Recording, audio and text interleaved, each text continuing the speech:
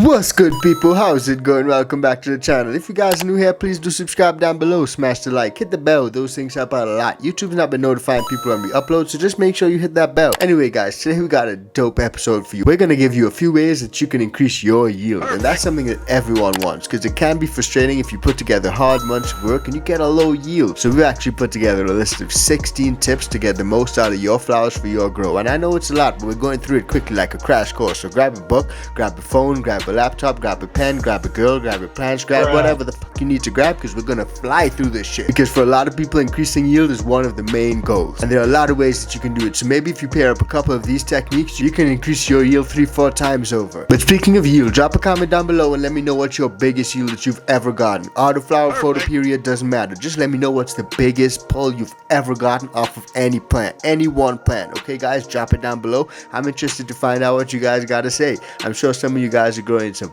big monsters out there and pull some massive yields, so let me know what they are. Anyway guys, before we get into those tips that'll help you increase your yields, we just want to let you know Mars Hydro's got a dope Memorial Day sale running, so definitely check it out. You can save up to like $100 and stuff, man, and you can save even more with the discount code ICANTHC, so definitely check that out, man. Snag some awesome savings. And yesterday we dropped a video on the Mars Hydro Line 12. It's a dope little system. It's actually a fantastic system we've got it set up in the back there, so if you want to find out more about it, definitely check that video out. And like I said, the discount code ICANTHC will save you a few more bucks on everything on their website. Win-win, right? Now guys, also Seed Club membership. If you guys are interested in joining the ICAN Seed Club, then definitely check it out. Links down below. Beans for a whole year. I ain't gonna say too much more, but if you know, you know. And to everyone that signed up already, thank you so much, man. You guys are freaking awesome. And if you haven't signed up yet, man, you missing out, dude. I don't know what to tell you, but you missing out. So links in the description below. Fill out a form. We'll send you an email, complete payment, and you're in. Simple as that. 1, 2, 3. Easy does it, man. And guys, tomorrow the Talking Loud podcast is back. We've got Spartan Grows on, so definitely look out for that. Set your reminders and don't miss it, fam. Without further ado, guys, let's get into today's episode.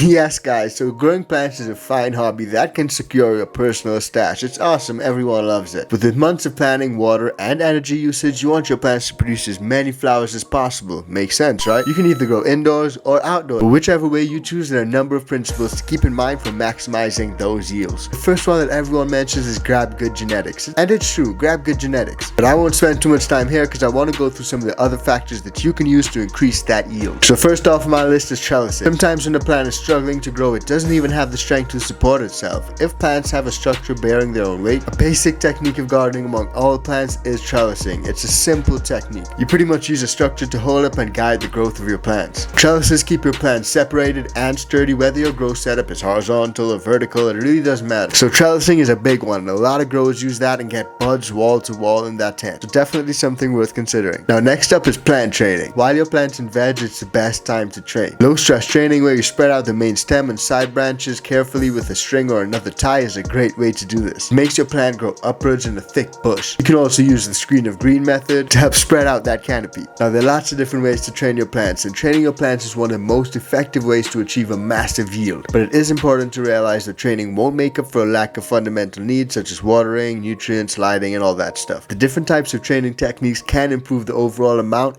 and size of your flower. In most situations, training is carried out in the veg or early flower stage. You don't want to be doing training too late in the flower stage, especially high stress training methods. Plus, once your plant starts flowering, it'll more or less remain at its current size and shape anyway. Now when it comes to training, you can do low stress training, sea of green, scrogging, high stress training, super cropping, topping, fimming. There are loads of options, and we go through training a lot in this channel, so check out our other videos if you want some more detail on training. Plant training is a huge one. Anyway, let's move on. Next one on my list is increasing that container size. That's one obvious way to increase yield. Just scale up your production. You don't need to grow more plants, but you can grow bigger plants in a bigger pot. Growing in a 5-gallon pot may be great. You may get great yields, but what about trying that 10-gallon instead? If you got the space, it's more space for the plant to grow, a bigger yield can be expected. So if your budget can accommodate a little boost to your setup's capabilities, you may be able to improve that yield. Now pot type goes hand in hand with that. Different types of pots can really impact the growth of your crop and your yield. For best results, serious growth growers use air pots or smart pots or fabric pots,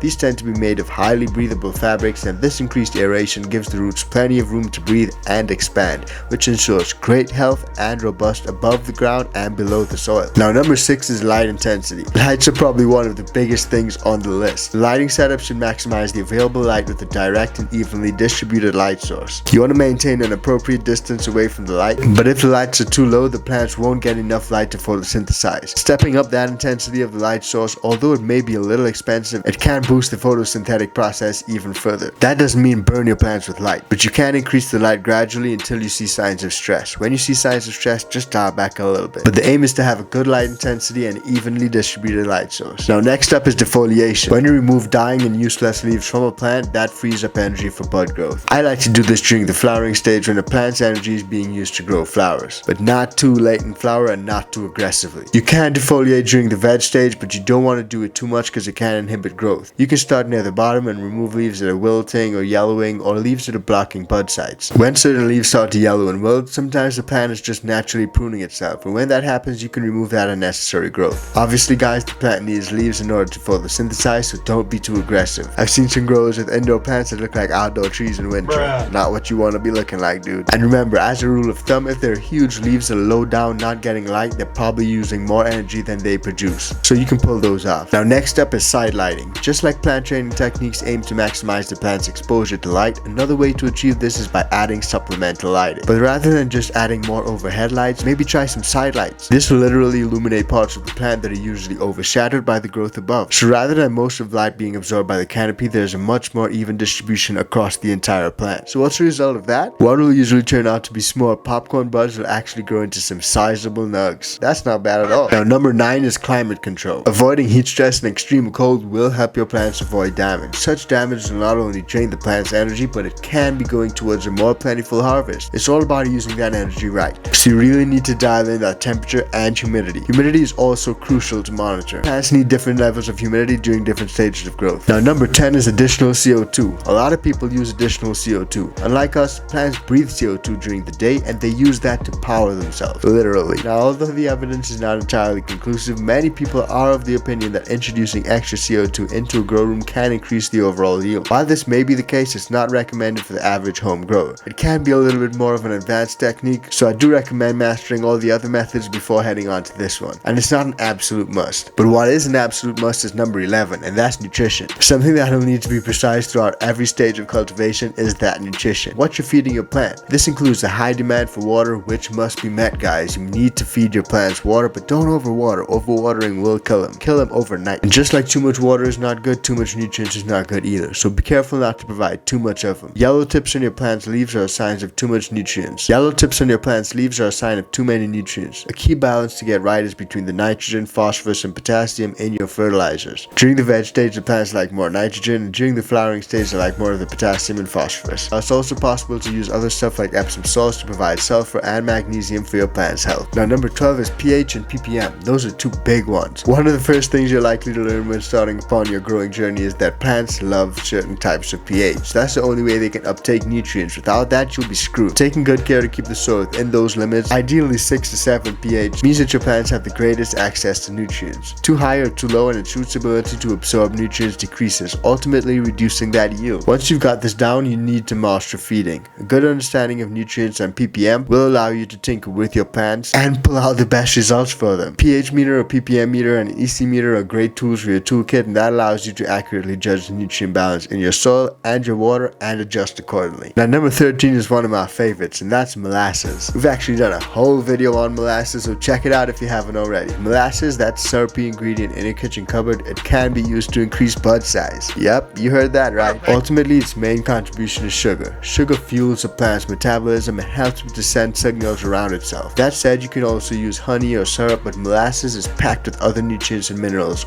all of which are beneficial to your plant. The beneficial microbes in the soil also feed on molasses and multiply. That symbiotic relationship is invaluable for your plant. So if you're going to add a sugary treat to your soil, make sure it's freaking molasses. Now number 40 may scare a lot of growers, and that's hydroponics. Using hydroponic setups can increase your yields up to a whopping 20%, dude. Now this is because the root system has direct access to a perfectly dialed in nutrient solution. Hydroponics also speed up the growth time a little bit, so you get there a little bit faster. If that's the case, then why isn't everyone growing in hydro? Well, the hydroponic setup can be a little bit more involved compared to soil. And if you go wrong really quickly. And it can be difficult to rectify. Whereas a soil grow allows for a little more human error when it comes to nutrients, a hydro grow may be less forgiving. But once you dial it in, you can be pulling some fantastic yields, man. Fan-freaking-tastic. Now, another often overlooked one is time that harvest right, dude. If you harvest too early, you're shooting yourself in the foot and you will affect your own yields. A lot of plants pack on a lot of bud size in the last few weeks of flower. Now, as your plants start to enter the flowering stage, that smell will make you go crazy, man. It'll really just tantalize your taste buds and your nose, but you need to avoid it. Stay away. Don't harvest too early. Avoid the temptation to chop it down. If you are so patient to get to this point, then you can wait a few weeks longer. Don't be in a rush to harvest the flower too soon. That'll lower your yield. It's literally worth doing everything you can to maximize your yield, even if it means waiting a week or two longer. Trust me on that one, guys. Now, the last one on my list is a plant journal. A lot of you may be like, plant journal? What the hell is that? Well, when you're looking to make your buds bigger, there are a lot of avenues that you can take, but experience is always a key player in the success of an operation. Ultimately, practicing different types of techniques will help you learn all you can about the nuances of the plant and help you lead to bigger and better harvest. There's no quick hacks to the experience. Experience is experience. So write down the things that you do that really help you to pull those massive yields. Or heck, just write down everything that you do so that you know what you did bad and you know how to not do it again. Plant journal is a great way to record your process and hone in on those skills. Record every aspect of your grow, reflect on it, and see what worked best. Next time those things that you did that failed, those straight up shitty ideas, just don't do it again. But the ones that worked, stick with them, tweak them, improve them, and you should see increases in your yield and your final quality. Trust me on that, fam. Don't say I didn't tell you, because by incrementally increasing your skills, you'll find that your yields grow 3-4 times over. So all that said, what's the freaking key to bigger buds? What's the takeaway? Just grow,